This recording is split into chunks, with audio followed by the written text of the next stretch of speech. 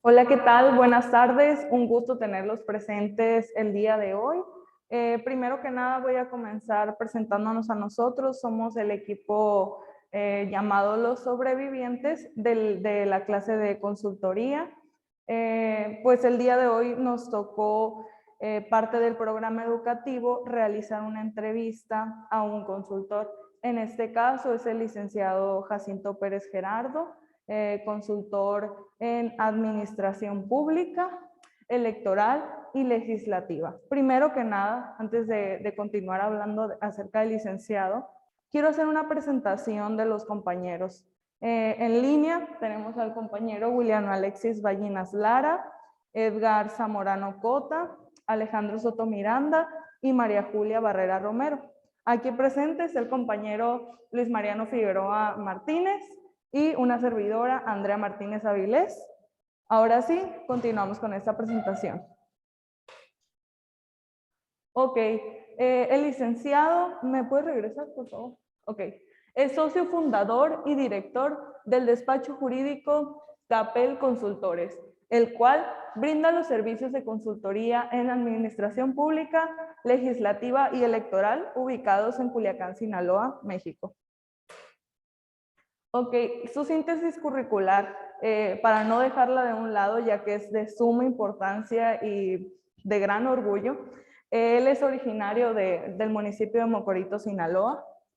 Su preparación académica data en que cursó la licenciatura en Historia y Filosofías en la Facultad de Letras de la UNAM. Es licenciado en Derecho por la Universidad Autónoma de Sinaloa. Es maestro de Derecho Electoral por el Instituto de Investigaciones y Capacitaciones. Es maestrante en Derecho Parlamentario por la Universidad Autónoma del Estado de México. Tiene un diplomado en Impuestos por el Colegio de Contadores Públicos del Noroeste y un diplomado en Microenseñanza por el ITES Campus Sinaloa. En el ejercicio de privado de la profesión, cabe destacar que es asesor jurídico de la Junta de Coordinación Política del Congreso del Estado de Sinaloa, legislatura del 2021 al 2024. Asesor jurídico de la Secretaría General y Diputados del Congreso del Estado de Sinaloa y asesor jurídico del Ayuntamiento de Mazatlán, Sinaloa, del año 2015 al 2016. Así como también fue asesor jurídico de la Sindicatura de Procuración del Ayuntamiento de Culiacán, Sinaloa, del año 2016 al año 2018. Iniciando con lo que viene siendo el proceso de la consultoría, cedo la voz a mi compañero Luis Mariano para que continúe con la entrevista.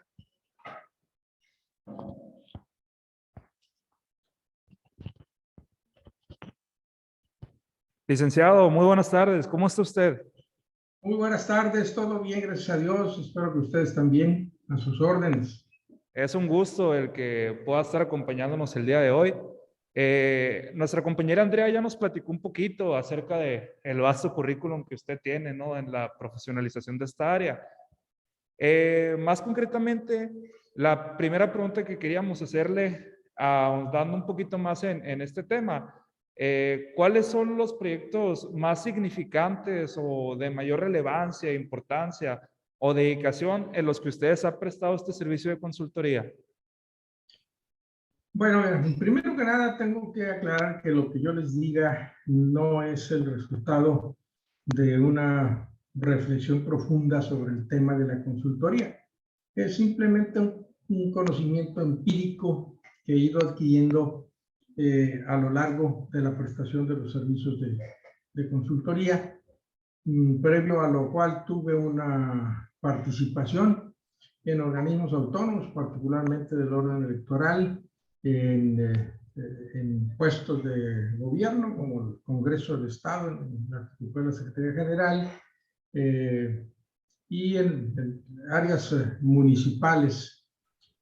A partir de ahí es que pues tomé el camino de la consultoría. Debo decir que cuando yo estudié Derecho no existía esta asignatura en ninguna de las escuelas del estado de Sinaloa, ni recuerdo que haya existido en la Universidad Nacional Autónoma de México en ese tiempo. Por lo tanto, reitero, será conocimiento empírico. ¿Cuáles son los pasos a seguir?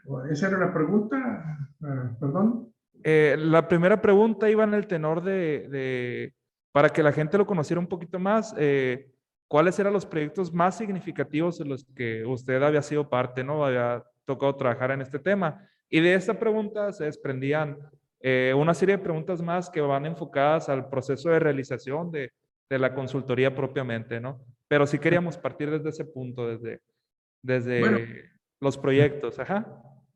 bueno, voy a empezar por el último, que recientemente participé. Acaba de aprobar el Congreso del Estado de Sinaloa la despenalización del aborto aquí en la entidad. Y me tocó participar en la elaboración, primero en la revisión de iniciativas y luego en la elaboración del dictamen que habría de aprobar el Congreso del Estado.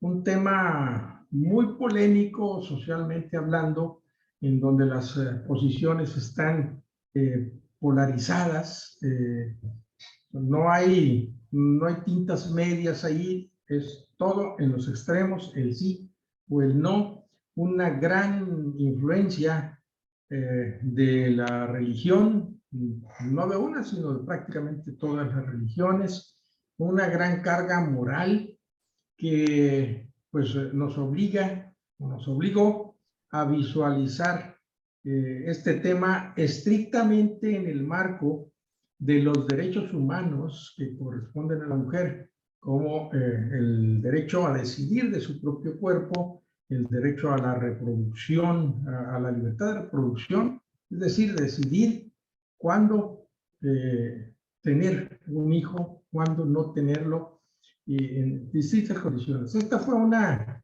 gran experiencia porque nos ubicó en el ojo del huracán y tuvimos que hacer, digamos, una cirugía jurídica con bisturí desde el punto de vista de la convencionalidad, de la constitucionalidad y de la legalidad misma, porque transformamos, por decirlo así, el delito de aborto que estaba contemplado en el Código Penal del Estado en un delito de interrupción del embarazo. Desde luego que no para penalizar la interrupción del embarazo, no para penalizar a las mujeres, sino para establecer cuándo se configura el tipo del delito. Y estos tienen que ver mucho con la calendarización, la periodicidad, el tiempo en el que puede ser permitida la interrupción del embarazo sin ninguna consecuencia legal, ni para la mujer, ni para quienes practican esta interrupción. Me refiero a médicos, enfermeras y de instituciones hospitalarias y demás. Este fue, pues, digamos, la semana pasada y antepasada, un trabajo fuerte, bueno, de meses atrás en el análisis. Y creo que esto es lo que puede haberme marcado más que las anteriores consultorías o asesorías que prestamos.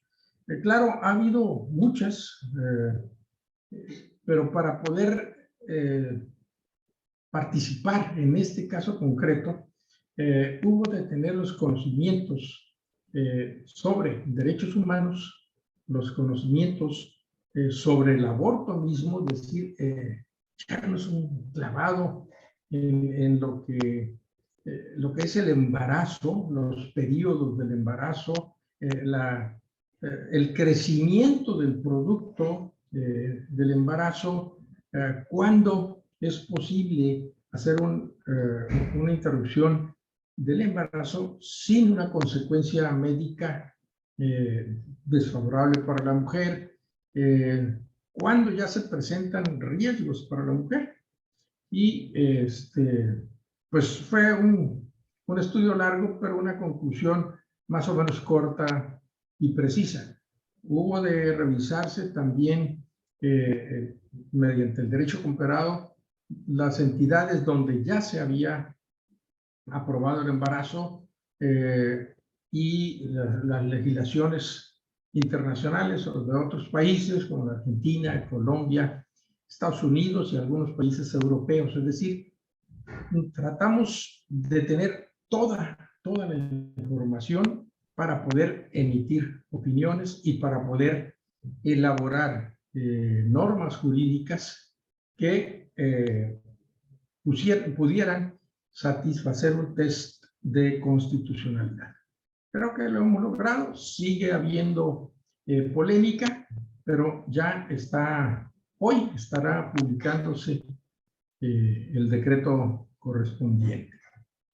Eso es ahorita, no solo por lo reciente, sino por la importancia de lo que se me viene a la mente para no alargarme mucho más. Muchísimas gracias, licenciado.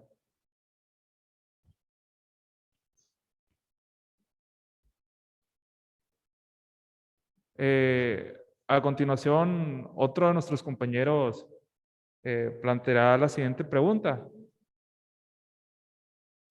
Adelante.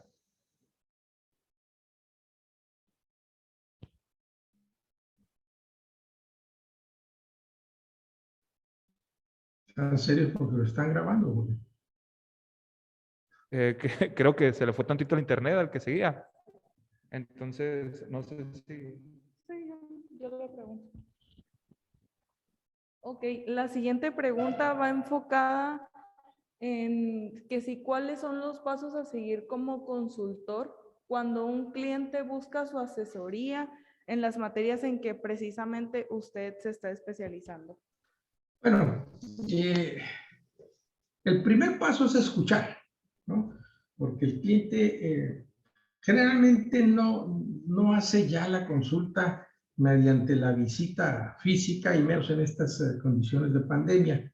Generalmente es una llamada telefónica o un correo electrónico o un WhatsApp o cualquier medio de mensajería en la que nos plantea lo que para el cliente es una problemática a resolver.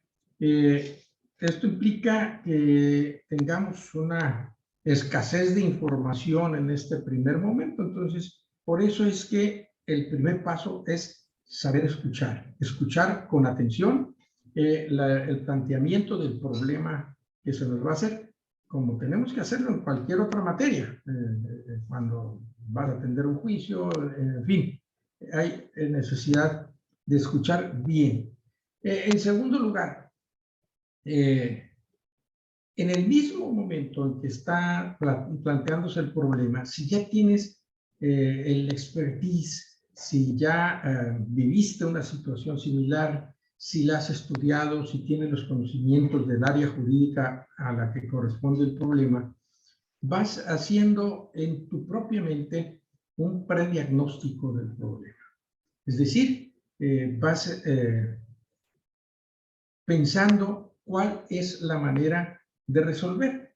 Y en este sentido, hay que dar un paso muy importante, porque a veces a los abogados nos enseñan a decir cuando no están bien las cosas, y me parece que ha sido más difícil convencernos como profesionales del derecho de que estamos obligados a buscar el cómo sí hacer las cosas.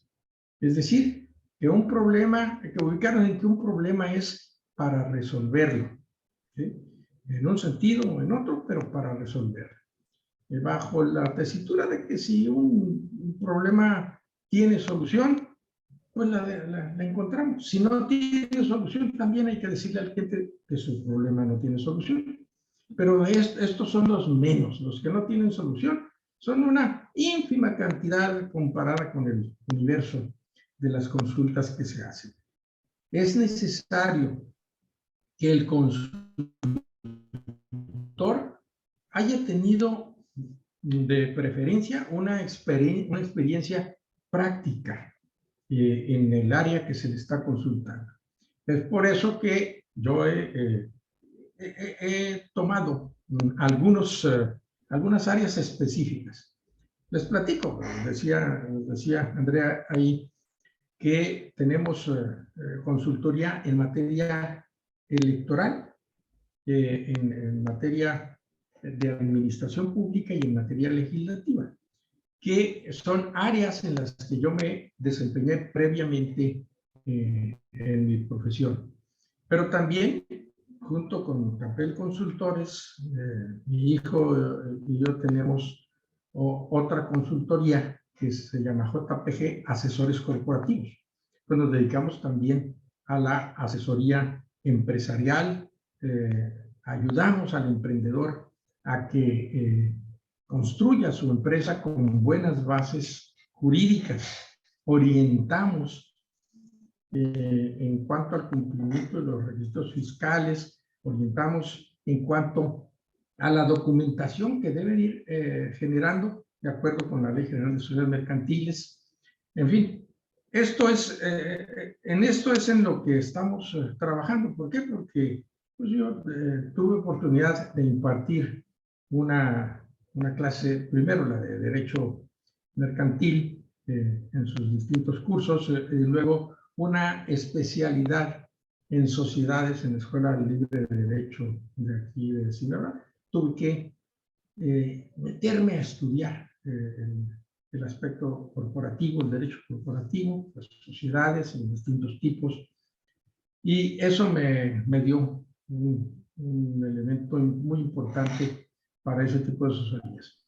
En materia electoral, pues puedo decirles que yo he estado inmerso en el área electoral desde antes de que existiera el derecho electoral, porque el derecho electoral es una de las disciplinas más nuevas de nuestro derecho. Antes teníamos un sistema, lo llamábamos autocalificación, porque la decisión de si la elección había sido correcta o no, no estaba en manos ni de órganos autónomos como ahora, ni de instituciones. Estaba en manos de los propios órganos que eran electos. Por ejemplo, si se iban a elegir diputados federales o diputados locales, la Cámara que ellos integraban después de la elección, es decir, ya instalados, ellos iban a calificar si su propia elección había sido desarrollada correctamente de acuerdo con la ley electoral. Y fíjense bien lo que les digo, la ley electoral, aunque les dije, no existía propiamente derecho electoral. ¿Y por qué digo que no existía? Porque no había procedimientos en los que las partes pudieran intervenir demandando o defendiendo. Eran únicamente los mismos diputados o los senadores en su caso, o los integrantes de los ayuntamientos los que decidían si su elección había sido apegada a la ley electoral. Desde ese tiempo vengo, por eso tengo tantos años, y por eso me decidí a ser un consultor en materia electoral. Tuve la experiencia legislativa bueno, les digo, en materia electoral, desde ser funcionario de casilla, representante del partido, auxiliar en consejos distritales, en aquel tiempo llamados comités distritales, la presidencia del Comité Municipal Electoral, secretario general del Tribunal Estatal Electoral, consejero electoral en Consejo Estatal Electoral y luego presidente del organismo. En fin, toda esa experiencia ligada con el estudio del derecho en la materia me permitió aventurarme en el ámbito de la consultoría en materia electoral, de tal manera que ahora puedo atender no solo a los órganos electorales cuando así lo requieren, sino también a los partidos, a los candidatos e incluso a los ciudadanos que tienen algún interés en esta materia. Atendiendo la consultoría de quienes quieren ser candidatos, ya sea por partidos o candidatos independientes, además. Y esta expertise es el que se va generando con la práctica del derecho en una materia determinada. Claro, es preferible centrarse en una materia, especializarse para poder profundizar en ella. Yo estudié la maestría en Derecho Electoral y en realidad me fue muy fácil superar la maestría por la práctica que ya traía antes. En la materia comparativa ya les comenté. En la materia legislativa es porque, les digo, tuve la experiencia de ser secretario general del Congreso durante 2 legislaturas, estudié la maestría en Derecho Parlamentario y en Administración Pública porque participé también en algunos cargos de gobierno a nivel municipal, estatal y federal. Es por ahí que cuando el cliente plantea una cosa, nuestro cerebro, desde el momento de estarlo oyendo, se va orientando a hacer ese prediagnóstico que nos va a permitir decirle al cliente cuántas probabilidades hay de que el problema se solucione. Obviamente, yo no recomiendo decirle al cliente en el primer momento sí o no se va a solucionar su problema, porque no he realizado el estudio de fondo de ese problema. Entonces, preferible, dicen que en boca callada, en boca cerrada no entran moscas, calladito te ves más bonito. Entonces, aunque lo estés elaborando en tu mente, solo que el cliente te diga cómo la ve, qué tantas posibilidades tenemos de superar esta situación, entonces podrás decirle lo que estás pensando, pero acotándolo a que para que sea una opinión definitiva, tendrá que ser estudiada a fondo.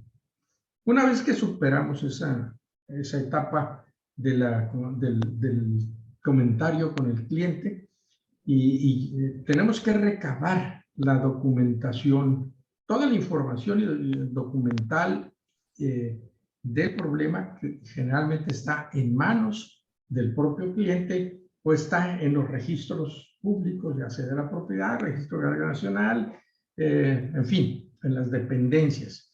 Tienes que consultar páginas de dependencias, pero sobre todo el siguiente paso, una vez que tenemos la información, es acotar, ubicar el problema y entonces dedicarnos a hacer el estudio jurídico, determinar el área del derecho en el que está ubicado o si son varias áreas del derecho las que están involucradas, revisar las leyes, y cuando digo revisar es volverlas a estudiar. A veces salimos de la escuela con 10 de calificación y creemos que ya sabemos todo. No, donde vamos a aprender realmente es en nuestro enfrentamiento con la realidad de los problemas jurídicos afuera de la escuela. No es que no sirva la escuela nos da método, la escuela nos da información, pero nosotros tenemos que aprender a leer la ley, ¿no? Primero, tenemos que aprender a que no se puede llegar a una conclusión a partir de la lectura de un párrafo o de una fracción o de un artículo, ¿no? Sino que tenemos que primero ubicar el problema, ubicar la ley, ubicar la parte de la ley que corresponde a eso, ¿no? A veces encontramos un artículo por ahí, este es aplicable, pero resulta que está en un capítulo que no tiene que ver con el problema. Entonces, tenemos que ser muy cuidadosos en eso, pero sobre todo buscar precedentes, buscar jurisprudencia, echarnos el clavado en la página de la Suprema Corte de Justicia de la Nación, ver todo aquello que pueda tener relación y sobre esa base ya poner las piernas bajo el escritorio, frente a la computadora y empezar a ordenar las ideas, ¿no? ¿Cómo le hago yo? Me plantean un problema y empiezo a expresar, digamos, el planteamiento a resolver, y en una página aparte, en el mismo documento, voy copiando y pegando las normas constitucionales, las normas legales, las convenciones internacionales, la jurisprudencia y demás, para que éstas me vayan sirviendo en el desarrollo posterior del trabajo. Es muy importante que identifiquemos bien y que le vayamos dando orden de prioridad a las ideas. O como decía el filósofo de Güemes, el 2 siempre va después que el 1, salvo cuando el 1 le ganó, bueno, con el 2 le ganó el 1, ¿no? Entonces, siempre hay que buscar un orden lógico. Entonces, el derecho es eso. El derecho es un ordenamiento lógico y desde ese punto de vista debemos abordarlo. Busquemos que una idea sea consecuente con la otra. Y cuando analicemos una norma específica, démosle una lectura no rápida, demos una lectura pausada para ver qué es lo que quiere, lo que quiso decir el legislador, para ver qué es, cuál es la manera en que está relacionada con nuestro asunto. Por ahí ya estamos en el paso de la elaboración de una opinión jurídica o de un dictamen, si ustedes lo quieren llamar así, que va a ser el producto que finalmente le entregamos al cliente. Y después de la elaboración, habrá que hacer la revisión, la constatación de que lo que escribimos es correcto, desde el error ortográfico, el error mecanográfico, hasta el fondo del problema. Y con eso vamos a tener un producto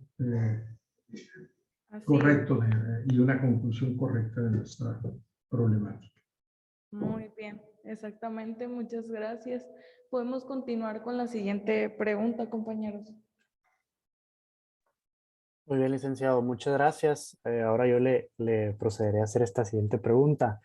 ¿Cuál es la herramienta que usted utiliza más como consultor que lo ayuda en el asesoramiento de sus clientes, ya sea organizadores gráficos, planes de trabajo o qué es lo que propone? Mira, primero hay que ver cuál es la prioridad del cliente, ¿no? Tanto temporal como en el fondo del problema, para enfocarnos hacia lo que el cliente está necesitando, ¿no? Pudiera decirte que hago un diagrama de flujos y que hago un calendario, pero en realidad ya en la práctica eso se va haciendo mentalmente. Porque si tú te detienes a hacer un calendario del trabajo, te vas a dar cuenta que en la medida que vas encontrando información del problema, en la medida en que vas encontrando las disposiciones jurídicas relacionadas, vas a ir modificando ese problema. Hay ocasiones en que te encuentras algo que es contundente y toda la programación que hiciste la reduces a un tiempo muy corto, porque ahí tienes tu conclusión. Esos son, digamos, las opiniones fáciles de dar, pero son perlas de Aquilo, no se encuentran todos los días. Cuando te plantean un problema es porque el cliente tiene un problema, ¿no? También te podría decir que habría una planificación, pero en realidad esa planificación ya está en la mente del consultor cuando ya está experimentado. De entrada, sí es necesario, cuando vas a empezar en la actividad, sí es necesario hacer una planificación en la que se incluya prácticamente todo lo que he estado diciendo hasta ahorita, ¿no? Y ordenar las acciones en función del avance que requiere el trabajo, de menos a más, es decir, de la forma al fondo. Yo creo que esto es lo principal. Obviamente, para esta actividad hay ciertos esquemas que debes haber desarrollado previamente, ¿no? Digamos, el formato de tus dictámenes, aunque no es único, aunque es adaptable a cada tema, pues debes tener ya una visión de cómo lo vas a plantear. Hace rato hablaba yo del planteamiento del problema, hablaba de antecedentes y ya de la revisión jurídica de fondo del problema, y por último las conclusiones. Es digamos, un sistema de organización muy general, pero que es muy práctico a la hora de elaborar opiniones y dictámenes en asesoría o consultoría. Perfecto, licenciado. Muchas gracias. Cedo la palabra a otro compañero. Buenas tardes, licenciado. Mi turno es. Sin embargo, creo que la pregunta que yo tenía planteada se hará muy repetitiva, entonces replanteé mi pregunta y quería comentarle o preguntarle respecto a cuando usted está realizando el trabajo del proyecto de consultoría y se encuentra con vamos a decirle, problema. En el cual el método que usted utiliza, del que estaba hablando anteriormente, que todo ya lo hace mentalmente porque la experiencia se lo permite, ¿qué herramientas usted utiliza para, pues a veces uno en el trabajo pues se encuentra en un nudo, pues para salir como del nudo en el que se encuentre? Si me doy a entender. Sí, sí, sí. Pero en realidad el consultor viene, más bien, no va, viene de una práctica, de enfrentar los problemas día a día en la realidad. A mí me plantea un problema de técnica legislativa, del proceso legislativo, y yo ya traigo el proceso en mente. Y obviamente, para traerlo en mente, debo estar actualizado, debo estar revisando los cambios que se están haciendo a la ley orgánica del Congreso, las modificaciones constitucionales, las reformas constitucionales prácticamente, tanto las federales como las locales, ¿no? Tengo que estar actualizándome en todo eso. El abogado en general, consultor, litigante, lo que sea, necesita estar actualizado. Yo vengo de una generación en la que la actualización no era tan ágil como ahora. ¿Por qué? Porque todo teníamos impreso. Si queríamos un código civil o un código penal, había varias ediciones. La edición tradicional era de una editorial Cajita, se llamaba. Pero no podía estar haciendo la impresión de códigos al mismo ritmo en que se modificaban las leyes. O sea, había muchas situaciones en que el nudo se hacía porque estábamos pretendiendo utilizar una norma que ya estaba superada. En la actualidad, todos los órganos legislativos tienen en sus páginas lo más actual de las leyes. Entonces, una recomendación es: vayamos a la fuente. Cuando vayamos a revisar una ley, vayamos a la fuente. No va a haber otra cosa más actualizada. Porque incluso lo que se aprobó hoy, pues a lo mejor todavía no está en la página porque todavía no se ha publicado, porque todavía no ha entrado en vigor. Pero en el momento no tiene aplicación. Tú tienes que hacerlo conforme a la ley vigente. Entonces, cuando eres consultor, cuando vas a asesorar, te estás enfrentando con un problema, pero ese problema a veces es la suma de muchos pequeños problemas. Entonces, hay que solucionar uno y el que sigue y el que sigue, ¿sí? No hay un nudo que no se pueda deshacer mediante el análisis jurídico y el estudio. Y ahorita estoy hablando de la ley, pero también tiene mucho que ver la doctrina, porque no siempre la ley nos da la respuesta inmediata. Entonces tienes que ir a principios generales de derecho, por ejemplo, ¿no? Lo que decía al principio, hacer el análisis lógico de la situación y de la aplicación de la norma a esa situación. No sé si queda contestada. Sí, la contestó muy bien, gracias. .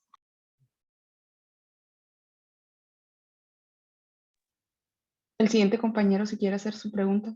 Sí, buenas tardes. Pues antes que nada agradecerle por su tiempo. Al igual yo quería, ya con toda la información que nos brindó, yo quería replantearle unas 2 preguntas. No sé si estén muy descabelladas, pero una de las dos sería, nosotros como abogados también fungimos una parte de consultor, porque cuando llega nuestro cliente, es lo que hace, nos pide una consulta y en ese momento no íbamos, bueno, nos dan puras referencias de cómo al momento de dar una consultoría, si se puede cobrar. Quería preguntarle a usted en qué se basa o qué es lo que ve al momento de que le piden una consultoría a usted, ya dependiendo si es un particular o una institución del gobierno. Sí, hay su diferencia en esto último que decías. Y hay su diferencia si te la está planteando el Poder Ejecutivo o te la está planteando el Poder Legislativo. Por lo general, el Poder Judicial no recurre a consultorios porque son profesionales de derecho experimentados, pues son los consultores de los consultores, ¿no? A final de cuentas. Pero ¿qué es lo que hacemos? Primero, ubicarnos, como les decía al principio, ubicarnos en el problema, ponernos en los zapatos del cliente y no dar opiniones aventuradas sin tener una base firme.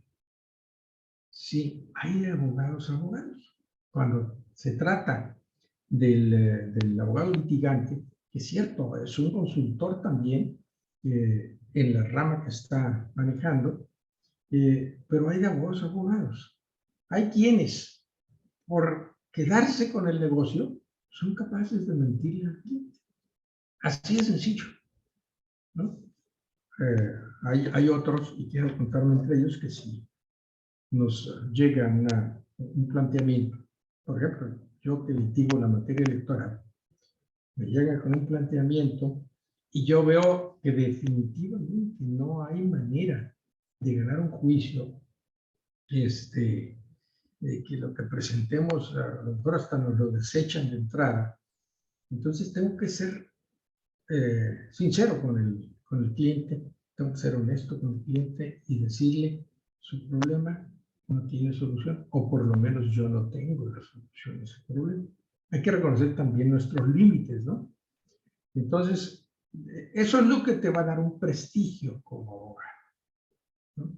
Y eso es lo que va a permitir que la gente vaya diciendo, bueno, me dijo que no, tengo la opción de ir con otro. Como cuando tenemos una enfermedad grave, pues, la segunda opinión, la tercera opinión, hasta ver si encontramos esa solución. Lo mismo sucede acá. Pero el papel del médico jurídico, es decir, del abogado, es consciente de sus limitaciones, ser honesto con su cliente. Esto implica el ejercicio de una ética profesional. ¿Sí? Y a veces en las escuelas no nos hablan de la ética profesional. Voy a traer a colación algo que acabo de recordar. Tuve una etapa de mi actividad profesional en la que me desempeñaba yo en notarías. Ahorita estoy en una notaría, mi hijo es notario y corredor público, pero desde hace muchos años había estado trabajando en notarías. Y en una ocasión, una funcionaria bancaria, que era mi amiga incluso, llegó y me dijo, fíjate que me están ofreciendo una garantía fiduciaria. Y pues no sé qué hacer porque no sé qué es eso. Mi primera idea en la mente, yo tampoco. Pero le dije, no, mira, vete a lo seguro, vete por una garantía hipotecaria. Y me quedé. No le dije propiamente una mentira, le ofrecí otro camino. Pero, ¿qué pasa con el cliente de ella? ¿Qué pasaba con él? Si su posibilidad era a través de un fideicomiso, pues era probable. Pero yo no sabía de fideicomiso. Porque cuando yo estuve en la escuela, mi maestro de Derecho Mercantil nunca me habló del fideicomiso. Eso a mí me generó un conflicto interno, de tal manera que me metí al estudio del fideicomiso y terminé dando conferencias en Sinaloa, Sonora, Baja California, Jalisco y demás sobre fideicomiso. Lo que antes era una práctica bancaria, logré que se convirtiera en una práctica notarial, con una base jurídica más amplia, con seguridad jurídica. Aprendí lo que era la garantía fiduciaria, los beneficios que tenía, y ya no volví a decir una situación como esa a ningún banco, ¿no? Entonces, la ética profesional tiene mucho que ver en el trato con el cliente. Nuestro despacho ahorita, por ejemplo, tiene un eslogan: se trata del trato. Y no solo el trato respetuoso al cliente, sino el trato del problema, el tratamiento del problema. Eso es lo que te va a dar un prestigio profesional y lo que te va a dar clientes. Eso es así, en síntesis, lo que te puedo decir. Muchas gracias. Muchas gracias. Bueno, creo que esta es la última pregunta, o penúltima, pero se me hace que esta pregunta es algo, la anterior. Sí, va enfocada pues algo a lo que muchos profesionistas o al menos estudiantes es lo que no sabemos cuando nos titulamos, cuando graduamos, es cómo cobrar. Y lo que le quería preguntar, ¿en base a qué hace una cotización del precio que le va a cobrar al cliente por sus servicios? ¿Es un precio fijo o suele aumentar, disminuir? Depende de lo que se va a hacer. Definitivamente hay dos factores. El tiempo que vas a utilizar y la complejidad del problema que te van a tratar. En el estado de Sinaloa, por ejemplo, tenemos una ley de aranceles para los abogados, que es un referente más que una obligación de aplicarla, porque la ley empieza diciendo que se cobrarán los honorarios conforme al Código Civil, y el Código Civil dice que los honorarios se van a cobrar conforme al convenio al que lleguen el cliente y el abogado, o sea, no te saca de problemas. La ley de aranceles te da un marco para tasar tus honorarios, ¿no? Y es muy detallada en los aspectos de litigio y todo eso. El problema en la consultoría es que no tienes ningún referente. El único referente es tiempo de ejecución y complejidad del problema. Sumémoslo. Si tú eres ya un consultor prestigiado, eso tiene un valor adicional. ¿Por qué? Porque atrás de él hay una inversión que a veces no vemos, una inversión en el estudio. La experiencia no viene con los años, viene con el estudio, con la dedicación. Y eso hay que tenerlo presente siempre. No vamos a ganar dinero porque seamos abogados, porque tengamos el título, sino porque lo seamos realmente y lo seamos bien, que consideremos al cliente. Por eso, si a mí viene una persona de la tercera edad y me dice, fíjese que tengo este bien y pues quiero ver cómo se lo transmito a mi hijo, a mi nieto, etc. Lo que yo suelo decirle es, y porque conozco casos patéticos ahí, lo que yo suelo decirle, ok, usted tiene varias vías. Usted puede hacer un testamento y esto le va a facilitar al beneficiario a la hora del juicio que tenga que hacerse, va a ser un juicio más corto, por lo tanto menos oneroso y demás. Y pues no va a ser de su hijo o de su nieto, del beneficiario, hasta que usted fallezca y él haga el procedimiento. Pero si usted quiere que ya se le transmita la propiedad a esa persona y quiere garantizar que no va a resultar afectada a usted, ¿no? Yo le sugiero, dependiendo de qué tipo de persona sea, que haga una donación con reserva del usufructo vitalicio. Es decir, usted le va a estar dando la propiedad, pero no puede disponer de esa propiedad hasta que usted fallezca y que el usufructo termine. El usufructo, le explico, es la capacidad de usar el bien, ya sea por la su persona, de rentarlo, etcétera, etcétera. Esa es una consulta muy frecuente.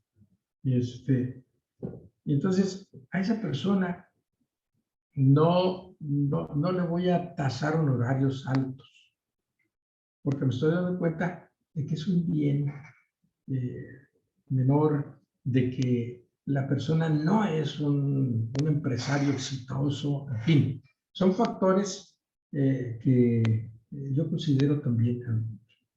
Con las instituciones, por ejemplo, yo tengo tasado ya pero más bien conveniado un ingreso mensual o quincenal de manera permanente, ¿no?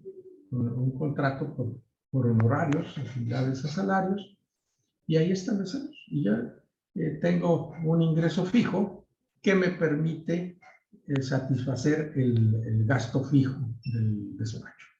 Entonces, de esa manera, salgo ganando y salen ganando ellos también, ¿no? Cuando se trata de una asesoría empresarial, entonces ahí vamos tasando en función de lo que decía al principio, tiempo y complejidad del problema. Es decir, todo lo que te dije es por decir, a como es el sapo es la pedrada.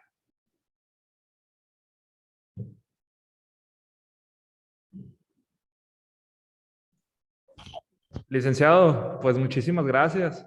Ese sería el rubro de nuestra entrevista.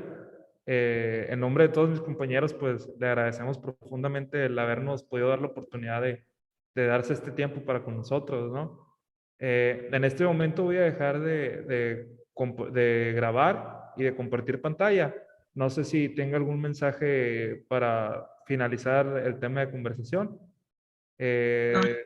Ajá. Nada más agradecerles la invitación, Andrea, a todos ustedes, y decirles que no tengo la verdad completa, que se basen más en su propia experiencia.